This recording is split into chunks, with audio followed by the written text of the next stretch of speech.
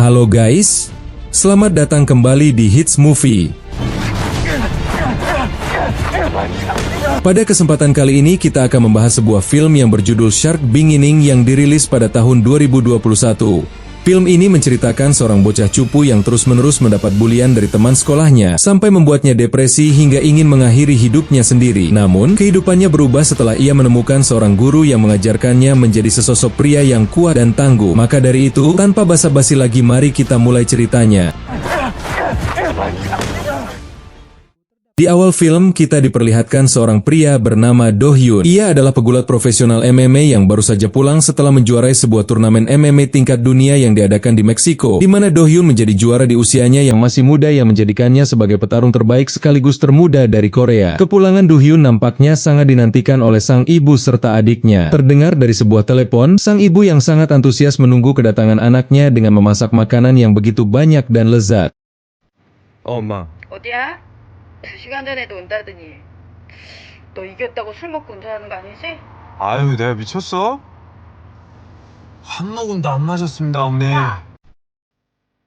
Namun sesampainya di rumah, Do Hyun kebingungan karena tak ada sambutan dari sang ibu maupun adik perempuannya. Karena lelah, Do Hyun hanya menghiraukan hal tersebut. Setelah mengambil minum dari kulkas, ia menyadari terdapat bekas darah di tangannya. Sontak hal tersebut membuatnya panik dan segera mencari keluarganya. Setelah berapa lama, Do Hyun menemukan adiknya sudah tergeletak sekarat. Usut punya usut, setelah Do Hyun dan ibunya ngobrol dalam panggilan tadi, di saat bersamaan rumah Do Hyun terjadi perampokan yang dilakukan oleh 3 orang. Tak hanya itu, lebih parahnya para perampok tersebut juga membunuh ibu serta adik Do Hyun. Mengetahui hal tersebut, perasaannya berkecamuk amarah serta kegelisahan menyelimuti dirinya. Bagaimana tidak, malam tersebut seharusnya menjadi malam yang bahagia, bukan malah menjadi malam yang berduka. Tak lama kemudian Do Hyun juga diserang dari belakang oleh perampok tersebut. Tanpa pikir panjang, dengan penuh amarah Do Hyun langsung menghabisi mereka semua.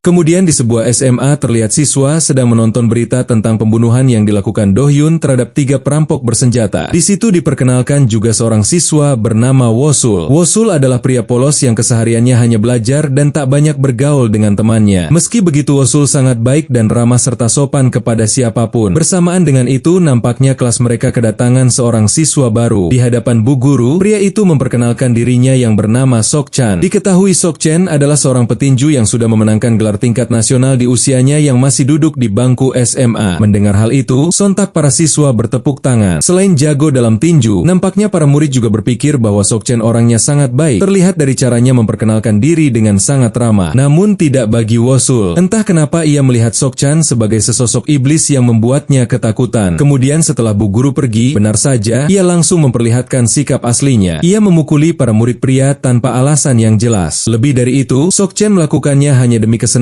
dan kepuasan dirinya sendiri. Dengan sombong si Sok Chan mendeklarasikan bahwa semua orang di sini hanyalah sampah yang harus tunduk pada dirinya. 족 같아도 좀만 참아. 오해는 없을 거니까. Tak hanya itu, sepertinya Sok Chan juga mengenal Wosul. Terlihat dari sikapnya selalu menghina Wosul seakan mereka berdua sudah saling kenal. Melihat hal itu, wanita di depan Wosul marah. Tak seharusnya seorang murid baru bertingkah sok jagoan, apalagi sampai merendahkan Wosul yang hanya seorang murid polos. Bukannya mikir, Sok Chan malah menampar si cewek tersebut.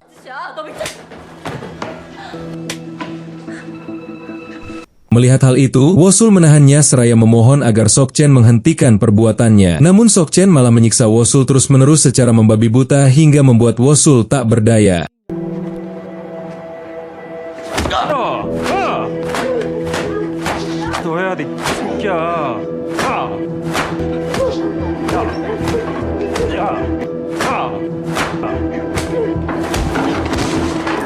Usut punya usut, ternyata Wosul dan Sokchen pernah satu sekolah ketika mereka SMP. Dan selama 3 tahun itu juga Wosul kerap mendapat bulian serta siksaan yang sangat keji dari Sokchen tanpa alasan yang jelas. Lebih parahnya, Wosul pernah meminum kencingnya sendiri atas suruhan si Sokchen ini. Maka dari itu, setelah SMP, Wosul menjadi pendiam karena tak ingin berurusan dengan siapapun. Namun ketenangan Wosul tersebut harus sirna dengan kedatangan Sokchen kali ini, yang mana Wosul mengetahui bahwa dirinya hanyalah sebuah samsak tinju. Kembali ke topik, Wosul yang tergeletak melihat sebuah pulpen. Ia mengambilnya serta mengarahkan kepada Sokchen. Mengetahui hal itu dengan sombongnya, si Sokchen ini malah nantangin Wosul dengan mengarahkan pulpen itu ke arah matanya sendiri. Dan akibat kesombongannya, ini yang terjadi.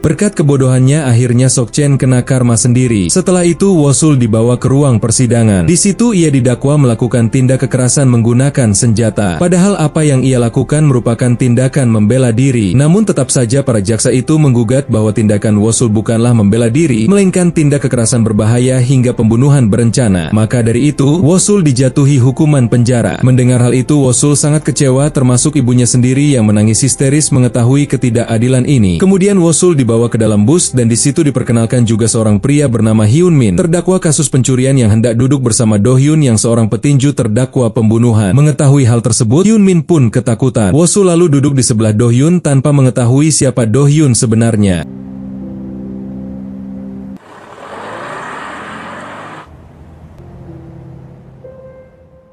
Setelah tiba di penjara, Hyun Min berkenalan dengan Wosul secara bersamaan mereka dimasukkan ke dalam sel yang sama. Dalam sel tersebut terdapat 4 pria lain yang sudah senior di antara mereka. Kita sebut saja namanya Bimo yang memiliki badan gemuk. Di situ Bimo memberitahu kalau penjara ini memiliki 4 pentolan yang harus dihindari. Di antara 4 pentolan tersebut adalah Shin serta Baron yang mulai bersekongkol dan juga Bobby yang merupakan bos dari Bimo sendiri. Namun Bobby sementara dipindahkan ke ruang pengasingan lantaran dijebak oleh Shin dan Baron. Sementara yang terkuat yaitu Do Hyun, seorang pegulat MMA. Hyun Min memberitahu kalau kemarin Wosul duduk di sebelah Do Hyun. Mengetahui hal tersebut, Wosul tiba-tiba keringat dingin. Setelah itu di keesokan harinya Bimo mengajak mereka untuk melihat pertandingan sepak bola antara geng Shin melawan Baron. Kemudian salah satu pemain cedera di situ Shin menyuruh Bimo untuk ikut bermain. Bimo yang ketakutan akhirnya menyuruh Wosul dan Hyun Min untuk menggantikan dirinya. Singkat cerita, saat tengah bermain Wosul tak sengaja menendang kemaluan Baron.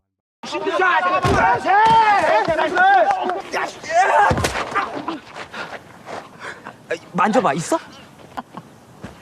넌 진짜 좆된 것 같아. Setelah itu, Wosul kemudian digiring oleh komplotan Baron untuk mendapat siksaan. Sampai di tengah jalan, terlihat Do Hyun yang sedang berjalan. Baron pun yang kena mental menyuruh anak buahnya untuk bersikap biasa saja. Namun Wosul yang ketakutan langsung berlari ke arah Do Hyun untuk meminta pertolongan. Pada awalnya Do Hyun sempat menolak, namun Wosul terus saja memohon dan akhirnya Do Hyun menyuruh Baron untuk pergi meninggalkan bocah ini. Namun Baron yang tak mau terlihat lemah di depan anak buahnya menantang Do Hyun untuk berduel. Mendengar hal tersebut, Do Hyun sempat mengacuhkannya karena ia tahu bahwa level mereka sangat jauh berbeda. Namun si Baron tetap kekeh pengen berantem sampai-sampai menghina Do Hyun. Maka hal tak terduga pun terjadi.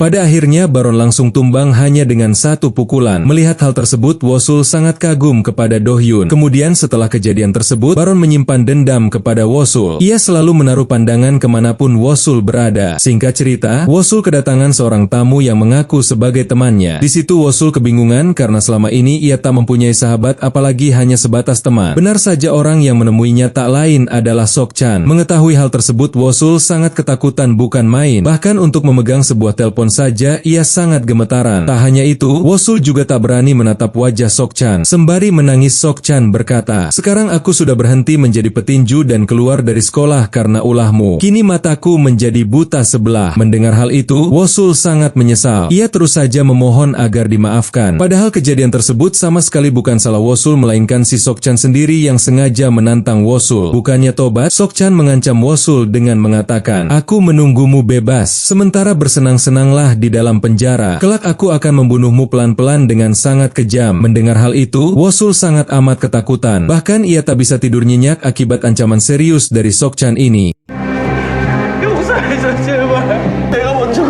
아니잖아. 네가 시켰잖아. 그럼 네가 어떻게 하면 더 고통스러울까 그것만 생각하려고.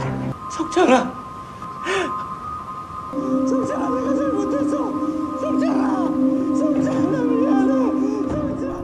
Singkat cerita, dari balik jendela, Wosul melihat Do-hyun tengah menjaga kebugarannya dengan berlari. Wosul kemudian menemuinya untuk berterima kasih atas kejadian kemarin bersama Baron. Do-hyun menjelaskan, untuk sementara ini Wosul akan baik-baik saja dan menyuruhnya untuk pergi. Hari demi hari berlalu, kini Wosul selalu datang ke tempat latihan Do-hyun. Sesekali ia membawakan Do-hyun minuman sebagai bentuk terima kasihnya, walau tak pernah sekalipun Do-hyun memperdulikannya. Di sisi lain, Baron juga kesulitan untuk menangkap Wosul karena Wosul selalu saja bersama Do-hyun. 돌아.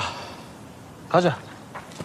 Di keesokan harinya, Wosul datang lebih awal untuk mencari perhatian Do-hyun. Namun Do-hyun tetap menghiraukannya dan melanjutkan latihannya. Mengetahui usahanya sia-sia, Wosul berlari sembari mengikuti Do-hyun dari belakang. Sambil bercerita, di situ Wosul berkata, "Aku mau menjadi sekuat dirimu agar hidupku kembali menjadi normal. Selama ini aku terus menghindar dari masalah. Aku tak ingin dipukul dan juga tak ingin mati. Maka dari itu aku tetap merendah dan patuh kepada semua orang. Aku memang miskin dan lemah. Aku tidak pernah dendam dan semuanya telah aku terima sepanjang hidupku. Namun, aku mempunyai seorang ibu yang harus aku biayai. Maka dari itu, aku tak ingin hidup begini." Mendengar hal itu, hati Do-hyun tersentuh karena ibunya sudah tiada. Mungkin Do-hyun bisa membantunya walau hanya sesaat. Dan akhirnya Do-hyun pun melatih si Wosul dan meminta Wosul untuk berlari 100 kali putaran. Mendengar hal itu, Wosul langsung saja tancap gas. 시작.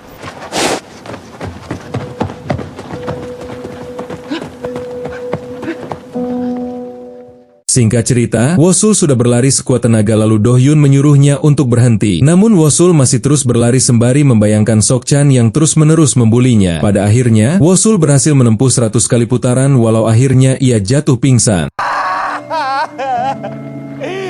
야, 정신 차려. 야!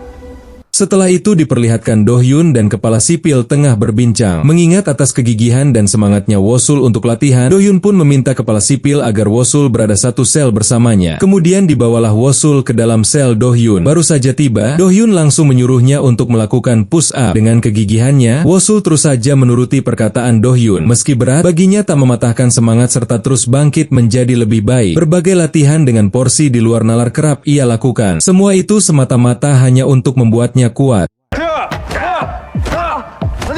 일어나. 오케이.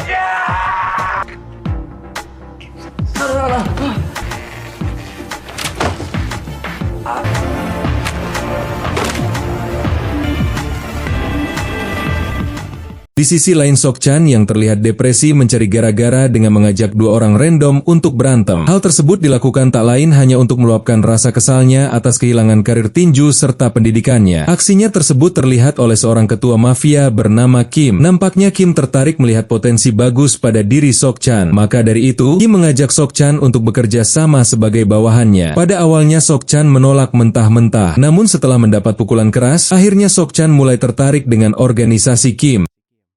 Setelah itu diperlihatkan Do-hyun dan Wosul tengah latihan. Nampaknya kini mereka sudah sangat akrab selayaknya kakak beradik. Lalu terlihat Hyun-min yang tengah menyapa Wosul dan tak lama setelah itu Hyun-min kemudian dibawa oleh anak buah Baron. Melihat hal tersebut, Wosul yang sudah kuat lalu ia segera melawan mereka.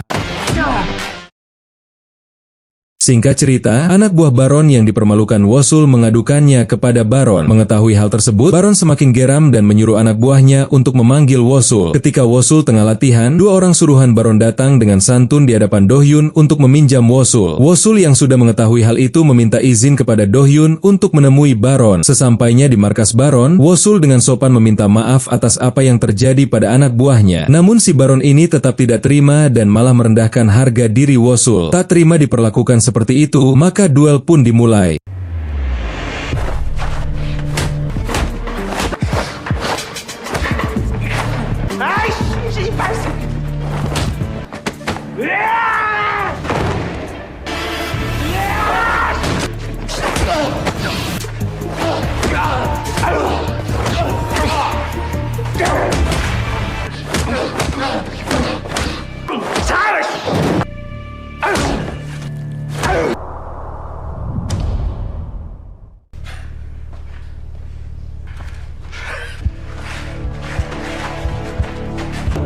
그냥 누워 있으라.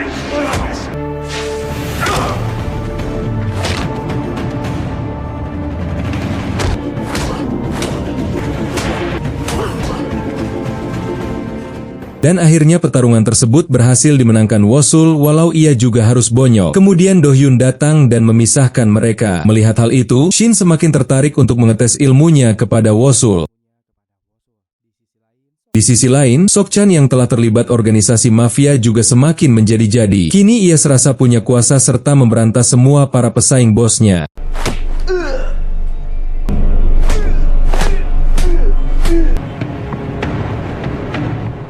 Waktu demi waktu berlalu, kini Wosul terus saja berlatih hingga membuatnya menjadi semakin kuat. Bahkan dalam satu momen ia hampir saja berhasil mengalahkan Do-hyun. Melihat perkembangan Wosul, Do-hyun sangat senang bercampur sedih, di mana nampaknya hari ini ia akan dipindahkan ke penjara dewasa. Suatu hal yang sangat berat baginya untuk kehilangan murid sekaligus temannya yaitu Wosul. Dengan berat hati Do-hyun mengatakan kepindahannya tersebut. Mendengar hal itu membuat hati Wosul hancur. Bagaimana tidak? Selama ini hanya Do-hyun lah yang menemani segala macam keluh kesah Wosul di dalam penjara. Maka dari itu, Wosul khawatir dengan kepergian Do-hyun, tak ada lagi guru serta teman untuk berlatih maupun berkeluh kesah.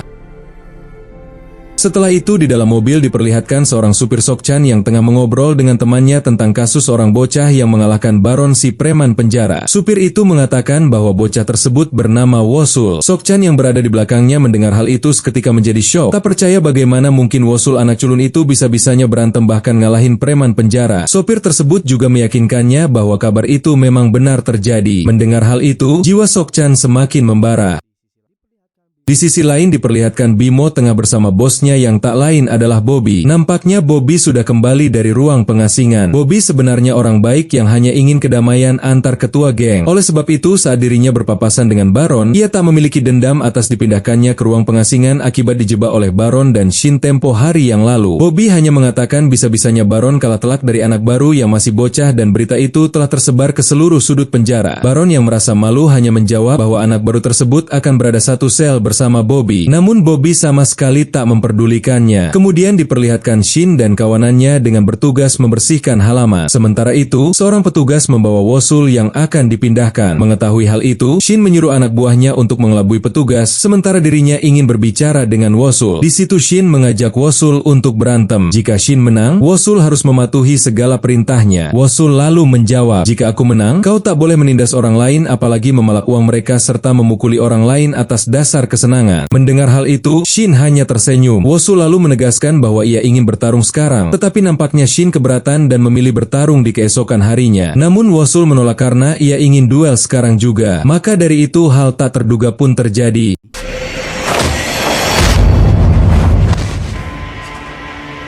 대접해줄 때 받아 먹어. Setelah itu, di dalam sel terlihat Bobby yang tengah menanti kedatangan Wosul. Tak lama setelah itu, tibalah Wosul di dalam sel tersebut. Bobby menyambut Wosul dengan salam olahraga. Namun nampaknya Wosul sedang tidak mau dan juga tidak tertarik untuk melawannya. Keesokan harinya, Shin sudah gak sabar menanti kedatangan Wosul yang juga dihadiri Baron. Bobby pun turut hadir berjaga-jaga jika mereka malah main keroyokan. Namun di siang itu, Wosul tak kunjung datang yang membuat Shin berspekulasi bahwa Wosul tak ada nyali untuk melawannya. Sementara di sisi lain, nampaknya Sok-chan kembali menemui Wosul. Di situ Sok-chan sempat kaget sekaligus heran melihat Wosul dengan gagahnya memandang serta mengambil telepon itu tanpa rasa takut sedikit pun. Melihat perubahan Wosul, Sok-chan merasa iri sekaligus tertampar. Sok-chan lalu berkata, "Apakah kau senang dengan perubahan menjadi seseorang yang kuat?" Wosul menjawab, "Aku menjadi kuat bukan untuk kesenangan semata. Kenapa kau tak pedulikan saja dirimu sendiri agar berubah menjadi lebih baik sebelum aku menghajarmu?" Mendengar hal itu, emosi Sok-chan langsung membara. Ia seakan-akan tersudutkan oleh perkataan Wosul tersebut. Sampai-sampai Sok-chan tak bisa menjawab satu patah kata pun, lalu pergi dengan raut muka yang kesal. Di sisi lain Shin yang sudah habis kesabarannya malah menantang Bobby untuk duel. Bobby nampaknya tak keberatan, namun si Baron juga ternyata pengen ikutan yang mana Bobby tak sanggup jika melawan mereka berdua. Beruntung setelah lama menunggu, akhirnya Wosul datang dan tanpa basa-basi Wosul langsung menegaskan jika ia menang maka Shin tak boleh menindas orang lain lagi. Shin menjawab itu pun, "Jika kau menang, maka duel pun terjadi."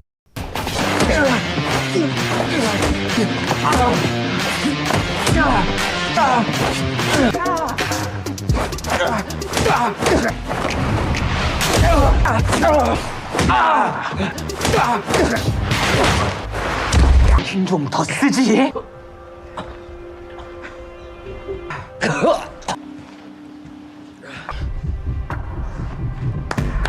그래야 차우소리지.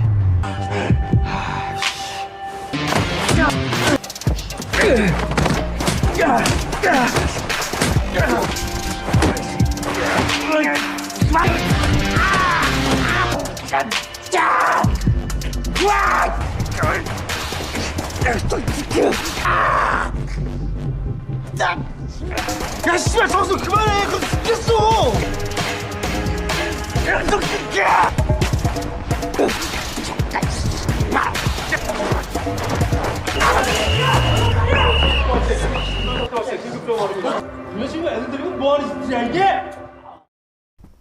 Di keesokan harinya Bobby dan Wosul datang menemui Shin serta Baron. Di situ Wosul menagih janji Shin serta memohon agar mereka berempat baiknya berdamai. Dengan senang hati akhirnya Shin menepatinya. Nampaknya Baron juga tak punya pilihan selain mengikuti Shin dan pada akhirnya 4 pentolan tersebut berdamai. Tak hanya itu, seiring berjalannya waktu mereka selalu bersama, bermain bersama serta bercanda bersama tanpa saling bertikai satu sama lain. Semua itu tentu saja berkat pengaruh besar Wosul atas kerja kerasnya menjadi kuat dan juga kerendahan hatinya demi menindas ketidakberdayaan. 믿을 얘기야? 너무 불안하. 그게 무슨 UFO고?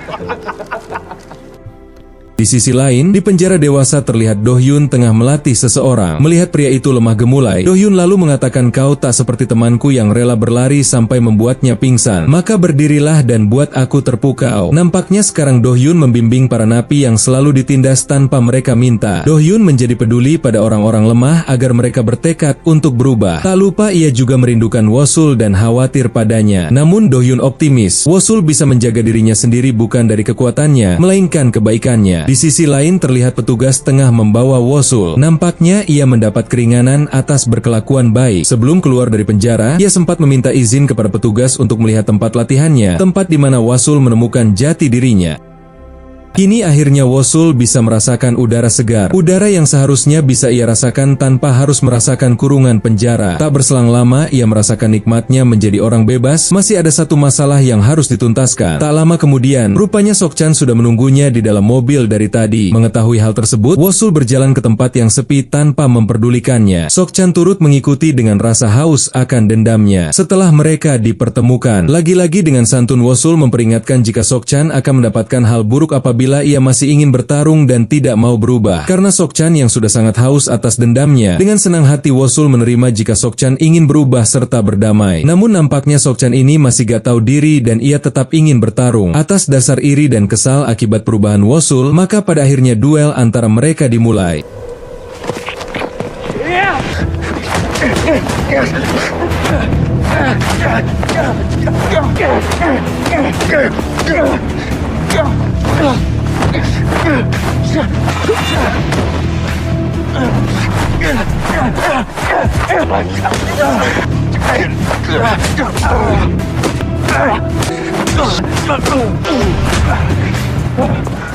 이게 다야?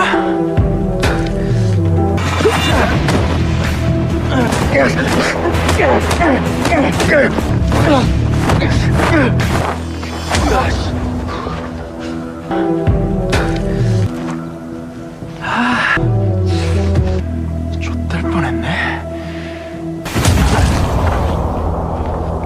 생각한 거야? 무서워!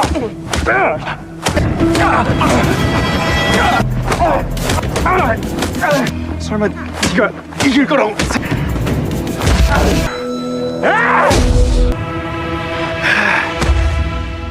Di situ Wosul sempat dibuat babak belur secara membabi buta. Nampaknya ia masih menahan diri dan berharap Sok-chan mau berubah. Padahal sudah jelas-jelas si Sok-chan ini sudah buta mata juga buta hatinya. Namun tetap saja kebaikan Wosul masih saja terbuka yang mana hal tersebut malah menjadi kelemahannya. Maka dari itu, untuk sekarang jika ia tak ingin ditindas maka ia harus bangkit dan membuang kelemahannya demi membasmi orang-orang bejat seperti Sok-chan dan akhirnya Wosul bangkit.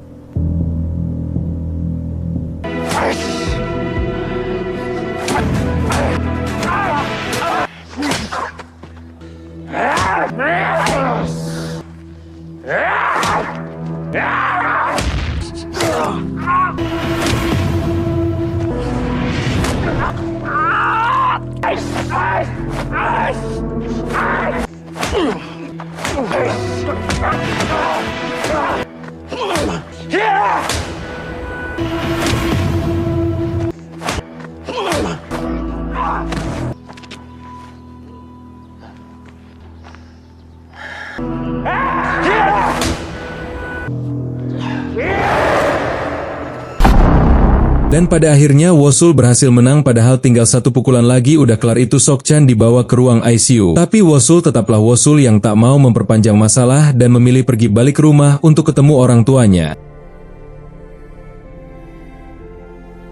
Setelah lama bebas, Wosul memutuskan untuk menemui Do-hyun di penjara dewasa. Belum apa-apa Do-hyun udah senyum-senyum turut senang karena Wosul bisa bebas dengan keadaan sehat walafiat. Begitupun Wosul yang tak sabar melihat Do-hyun segera keluar dari penjara. Karena ia sudah menganggap Do-hyun sebagai abang serta gurunya. Mereka lalu mengobrol sembari tertawa bersama sekaligus menandakan film pun berakhir.